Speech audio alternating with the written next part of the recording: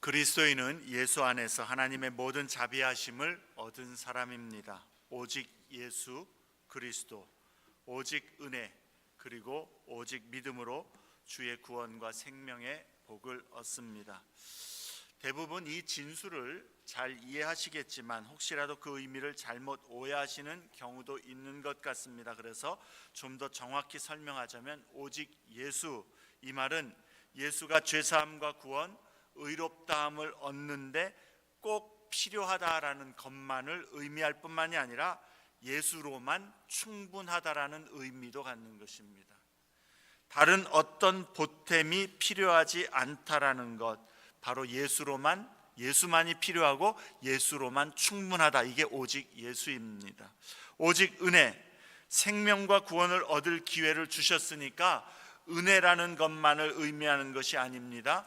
우리의 구원은 오직 선물로만, 우리가 어떤 기여해야 하는 부분이나 기여할 수 있는 것이 없다라는 것입니다. 그러니 그냥 오직 하나님이 은혜로만 주신다라는 겁니다. 우리가 구원을 위해서 어느 것 하나라도 기여할 수 있는 것이 없다, 이 말이 오직 은혜입니다.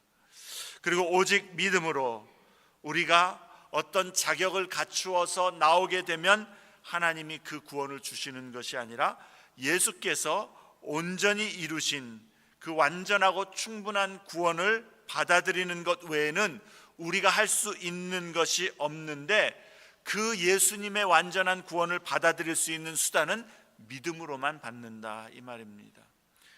오직 예수, 오직 은혜, 오직 믿음, 이러한 하나님의 모든 자비하심으로 구원과 생명의 복을 얻은 그리스도인이 이제 다른 사람과 어떻게 관계를 맺으며 살 것인지, 특히 서로 견해가 다를 때에는 어떻게 해야 하는지에 대해서 14장부터 바울이 시작한 그 논의를 계속해서 오늘 15장에서도 이어가고 있는 것입니다. 믿음이 강한 그리스도인이 어떤 사람을 의미하는지 먼저 우리가 잘 이해하고 넘어가야 되겠습니다. 믿음이 강한 사람, 믿음이 강한 그리스도인은 단지 거리낌 없이 먹고 싶은 것을 먹을 수 있고 포도주를 마실 수 있으며 거룩한 절기들을 지키지 않아도 예수를 믿기만 하면 된다라고 생각하는 그러한 외적인 모습을 의미하는 것은 절대 아니라는 것입니다.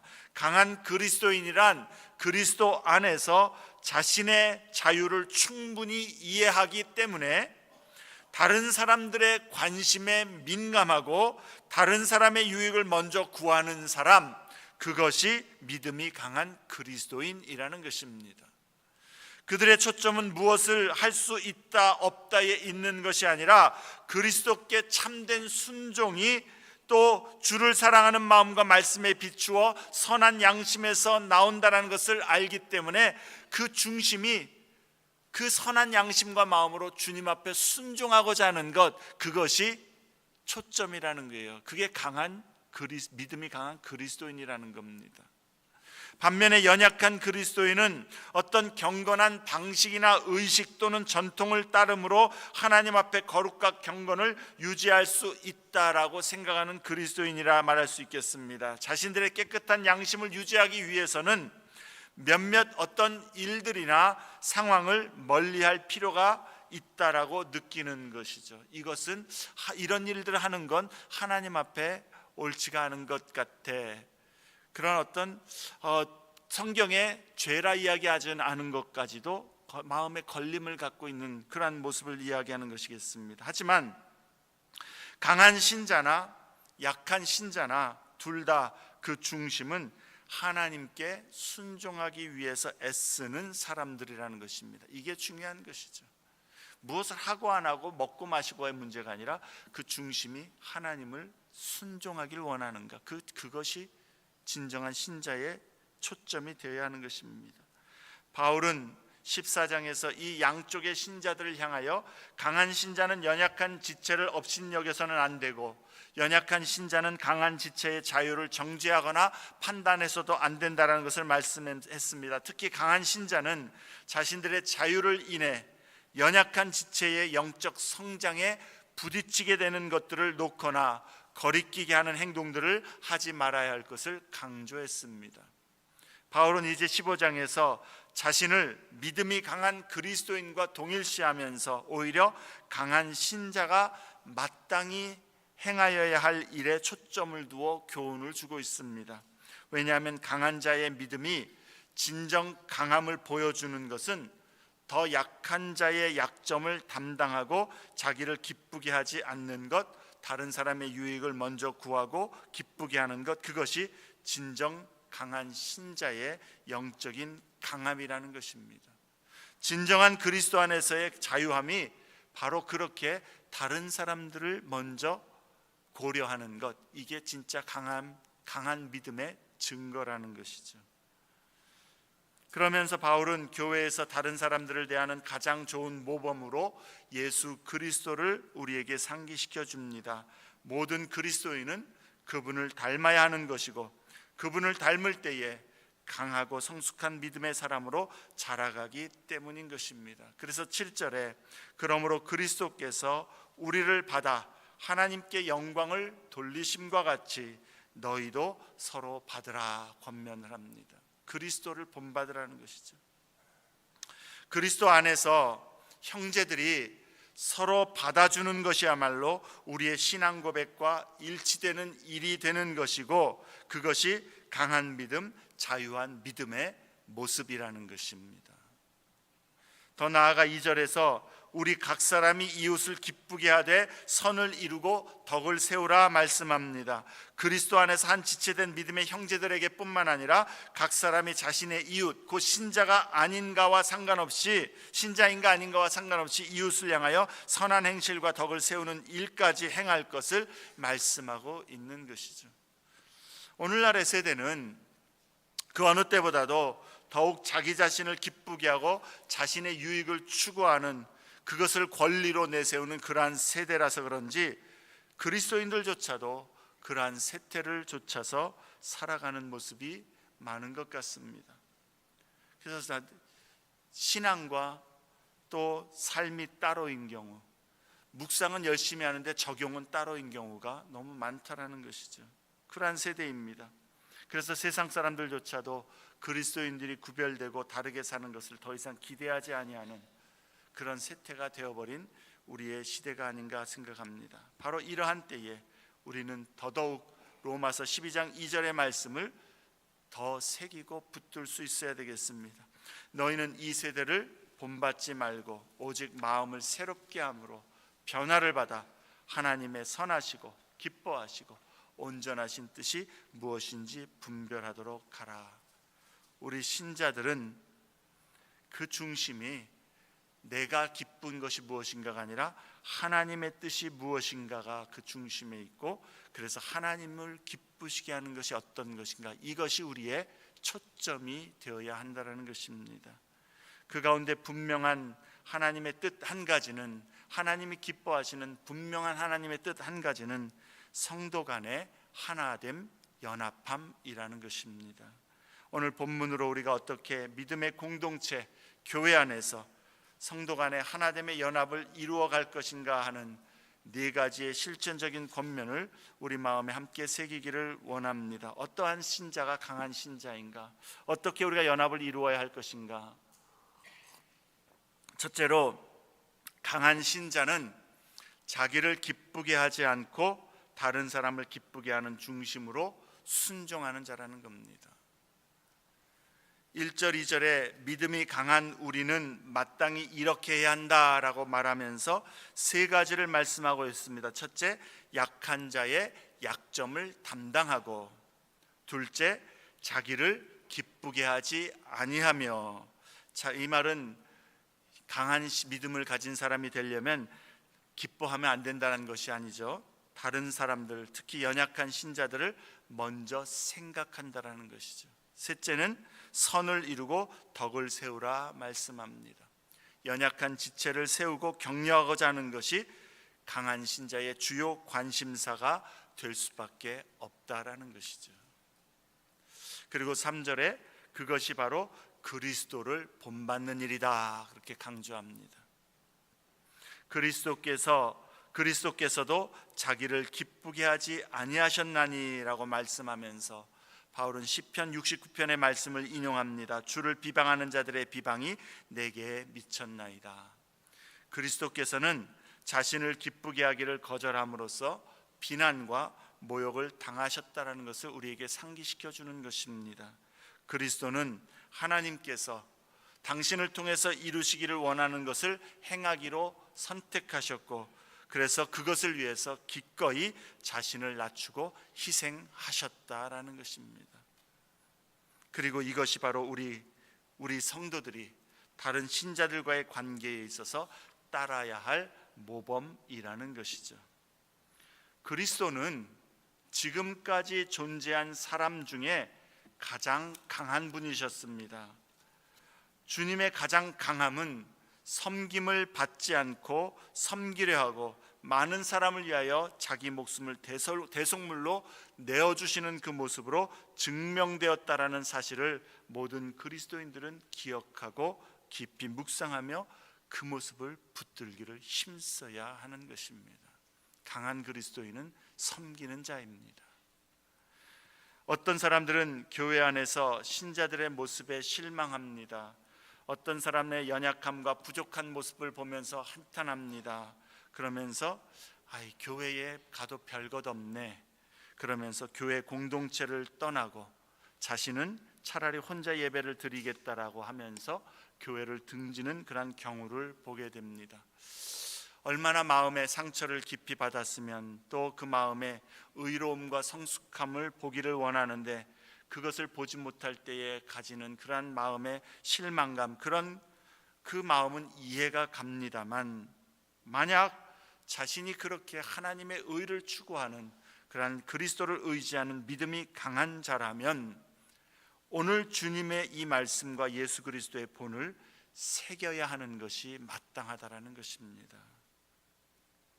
강한 자는 나랑 안 맞으니까, 내가 저런 모습들을 보니까 너무 좀 실망스러우니까 떠나가고 등지고 분리하는 것이 아니라, 오늘 말씀에 뭐라고 얘기합니까? 강한 자는 오히려 약한 자, 또 부족한 자의 그 연약함을 마땅히 담당해야 하고, 성경에 마땅히 담당하라.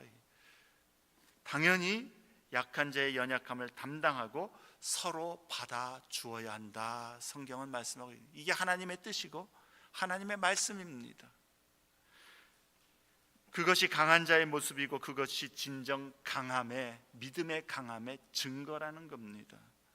그렇지 않고 나는 저런 잘못된 믿음의 모습, 연약한 모습, 부족한 모습하고는 구별되고 싶어 해서 비판과 멸시로 지체들을 등지고 교회를 등진다면 그것은 예수를 본받는 것도 아니요, 의지하는 것도 아니요, 자기 자신의 의를 내세웠던 바리새인의 올무에 빠지는 모습일 것입니다. 믿음이 강한 신자란 연약한 자의 약점을 담당하는 자입니다. 그리스도를 본받아 자기를 기쁘게 하기보다는 다른 형제와 자매를 기쁘게 하고 세우고자 하는 사람입니다. 우리는 그런 강한 신자가 되기를 소망해야 되는 것이죠. 두 번째로, 강한 신자는 인내로 성경의 위로로 소망을 붙드는 자입니다. 인내 가운데 소망을 붙들고 성경의 위로로 소망을 붙든다라는 겁니다.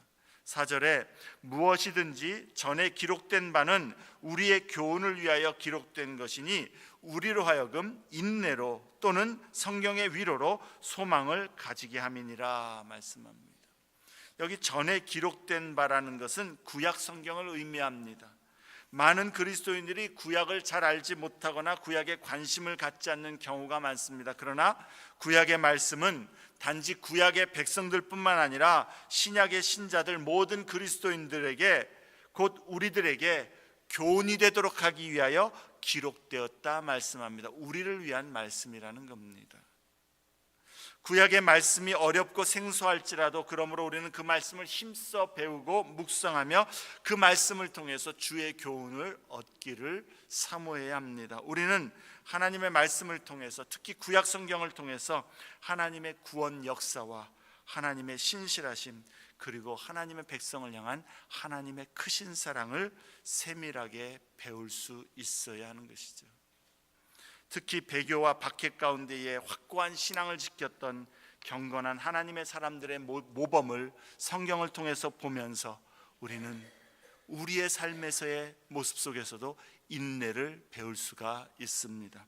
또한 하나님의 백성을 향한 하나님의 신실하심도 우리는 성경을 통해서 깨닫게 됩니다. 심지어 그의 백성이 마땅히 주님께 드려야 할 헌신을 하지 못하는 때에도 하나님께서는 그 백성을 향하여서 언약의 신실하신 그러한 사랑으로 그들을 계속해서 붙들고 그들을 향하여 찾아오시는 그 하나님을 보면서 성도는 위로와 격려를 얻는 것입니다.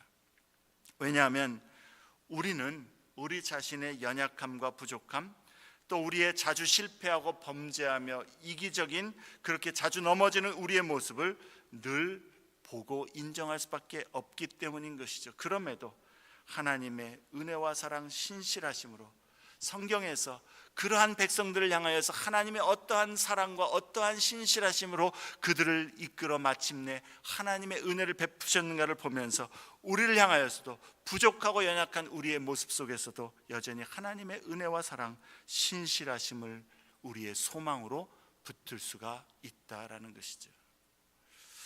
성경을 통해서 하나님을 기쁘시게 하는 삶을 살아낸 그러한 다른 신자들의 본을 보면서, 그리고 하나님의 신실하심과 사랑을 보면서 우리 믿는 자들은 소망 가운데에 우리도 인내하며 위로와 격려를 받게 된다라는 것입니다. 하나님을 기쁘시게 하는 사람에게 인내와 위로의 원천은 그러므로 하나님이십니다. 그리고 그 하나님을 말씀을 통해서 매일 만나기를 사모해야 되는 것입니다. 주의 말씀에 자신을 순복하여서 믿음의 공동체 안에 하나됨을 보기를 사모하면서 자신을 먼저 종으로 섬김으로 내어주는 신자는 하나님의 능력으로 인내할 수 있게 하시는 것입니다. 하나님의 신실하심으로 위로를 얻게 하십니다. 하나님께서 우리 안에서 서로 뜻이 같게 하여 주실 소망을 놓지 않을 수가 있게 되는 것입니다. 그래서 5절에 이제 인내와 위로의 하나님이 너희로 그리스도 예수를 본받아 서로 뜻이 같게 하여 주사라고 그렇게 말씀합니다. 믿음이 강하고 성숙한 신자는 공동체의 연약함을 볼 때에 오히려 주 안에서 주의 약속을 붙들고 인내하는 자가 되는 것입니다. 등지고 비판하고 멸시하는 것이 아니라 약속 붙들고 인내하는 겁니다. 기도로 인내하고 섬김으로 인내하는 것이죠. 믿음의 지체로 인해서 낙심과 실망을 느낄 때에 정말로 등지는 것이 아니라 우리를 그리스도 예수 안에서 받아주신 주님의 그 모습을 본받아 마침내 온전하게 하실 하나님의 그 약속에 소망을 두면서 주님 앞에서 위로와 격려를 얻을 수 있다라는 것입니다. 강한 신자는 인내로, 성경의 위로로 성도의 하나됨을 끝까지 소망으로 붙드는 자인 것입니다. 세 번째로 강한 신자는 하나됨을 통해서 하나님께 영광 돌리기를 사모하는 자입니다. 믿음의 공동체 안에서 성도가 서로 연합하여 하나 된다라는 것은 그 자체가 목적이 되는 것은 아닙니다. 우리가 하나 되는 것, 이것 자체가 목적이 아니라는 겁니다. 우리의 하나됨을 통해서 성도들이 이루기를 원하고 보기를 원하는 것은 하나님이 영광을 받으시는 것이죠. 이게 우리의 목적입니다. 하나님의 영광, 이것이 신자들의 목적인 것이죠. 6절에 한 마음과 한 입으로 하나님 곧 우리 주 예수 그리스도의 아버지께 영광을 돌리게 하려 하노라 라고 그렇게 말씀합니다. 서로 다르고 다양한 신자들이 하나가 될 수 있는 것은 그 마음의 중심만큼은 하나님을 영화롭게 하고자 하는 그러한 동일한 마음이 있기 때문이고, 그러한 주를 증거하고 높이기를 원하는 동일한 입술이 있기 때문인 것이죠. 이 동일한 마음과 동일한 입술이 있기 때문에 서로 다른 부분들에 대해서 서로 용납할 수 있는 이유가 있고 분명한 동기가 있다라는 것입니다. 그래서 믿음이 강한 신자나 연약한 신자나 그 중심은 하나님께 어찌하든지 영광을 돌리기를 사모하기 때문에 서로 너무 다르고 서로 너무 맞지 않고 서로 너무 납득하기 힘들어도 주 예수의 은혜 때문에, 그리고 하나님께 영광 돌리기 원하는 마음이 하나이기 때문에 연합할 수 있고 하나됨을 이룰 수 있다라는 것입니다. 그래서 7절에 그러므로 그리스도께서 우리를 받아 하나님께 영광을 돌리심과 같이 너희도 서로 받으라, 그렇게 말씀합니다. 너희도 서로 받으라. 어느 부부에게 방송 기자가 인터뷰를 하면서 묻습니다. 부인께서는 당신의 남편에 대해서 평소 어떻게 생각을 하십니까? 그랬더니 이 부인이 주저하지 않고 저는 제 남편을 로또라고 생각합니다. 방송 기자가 아주 놀라면서 묻습니다. 아니, 그렇게까지 행운이라고 생각하는 이유가 있으실 텐데요. 부인은 기자의 얼굴을 빤히 쳐다보면서 안 맞아도 너무 안 맞아. 그리스도인이 서로 연합하고 하나 된다라고 하는 것은 서로 안 맞는 것을 맞추려고 하는 것이 바꾸려고 하는 것이 아닙니다. 그리스도께서 전혀 안 맞는 우리를 있는 모습 그대로 받아주셨던 것처럼 우리도 서로 안 맞는 부분을 서로 인정하고 사랑하는 마음으로 서로 받는 것입니다. 그렇게 서로 다른, 그러나 주 예수 안에서 하나님을 사랑하고 순종하는 마음으로 서로 받아 한 마음과 한 입으로 주를 예배하는 그 공동체, 그 믿음의 사람, 그 예배의 시간에 하나님이 영광을 받으신다라는 것이죠. 우리가 마음으로 서로 형제자매를 품을 때에 다름에도 불구하고 나를 낮춰서 나를 먼저 희생해서 섬기고 공동체의 하나됨을 위하여 그렇게 주님을 바라보고 인내하며 섬기게 될 때에 그 공동체를 통하여 그 사람을 통하여 하나님이 영광을 받으시는 것입니다. 강한 신자는 그리스도를 본받아 서로 하나됨을 통해 하나님께 영광을 돌리는 것을 사모하는 자입니다. 마지막으로 바로 그러한 신자에게, 그리고 그러한 공동체에 진정한 기쁨과 평강, 믿음과 소망이 넘치게 되는 것입니다. 여러분, 가장 다르고 가장 서로 혐오하며 분리된 그 집단, 그러면 유대인과 이방인이라고 할 수 있습니다. 그런데 바울은 9절부터 12절에서 구약의 각 부분에서 열방이 하나 되어 하나님을 예배하는 말씀을 인용하고 있습니다. 유대인과 이방인이 하나가 되어서 하나님을 찬양하는 그 모습, 그것이 성경에 하나님께서 말씀하시고 약속하시고 소망하시는 모습이라는 것이죠. 구약의 그 세 부분, 시편과 모세의 율법과 선지자에서의 그 각 구절을 인용함으로 구약 전체에서 이미 모든 민족이 주 안에서 하나 되는 것, 그것이 하나님의 목적이요 하나님의 영광이라는 것을 보여주고 있는 것입니다. 그런데 이러한 소망을 이루는 것은 우리의 힘으로는 어렵고 힘듭니다. 그러나 우리가 주의 말씀에 인내로 순종하고자 할 때에 13절에 소망의 하나님이 모든 기쁨과 평강을 믿음 안에서 너희에게 충만하게 하사 성령의 능력으로 소망이 넘치게 하시기를 원한다라고 그렇게 바울은 기도합니다. 여러분, 어떻게 하면 우리가 정말 좋은 교회, 사랑이 넘치는 교회, 그리고 또 거기 가면 편안하고 평안하고 정말 성도 간의 교제가 너무나도 좋은 그런 교회를 만들 수 있을까요? 친교 프로그램을 많이 만들고 어떤 무슨 취미 프로그램들을 많이 만들어서 서로 모이게 하면 그렇게 될까요? 성경은 그 방법을 오늘 말씀에서 한 가지 제시해 주고 있다는 겁니다. 14장 17절에서 바울은 하나님의 나라는 오직 성령 안에 있는 의와 평강과 희락이다, 그렇게 말씀했습니다. 평강과 기쁨이라는 것이죠.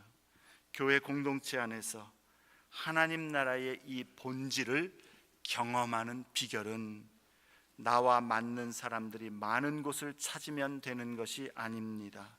그리스도를 본받아 믿는 자들이 서로 받고 서로 세워가며 서로를 존중할 때에, 그리고 그것을 다른 사람이 아닌 내가 먼저 인내와 겸손과 그리고 성경의 위로와 하나님의 소망을 힘입어 끝까지 행할 때에, 먼저는 내가 믿음이 강한 신자로 성장할 뿐만 아니라 하나님이 영광을 받으시고 그 공동체에 하나님 나라의 본질인 기쁨과 평강, 소망과 믿음의 능력이 체험되도록 주님이 역사하신다라는 겁니다.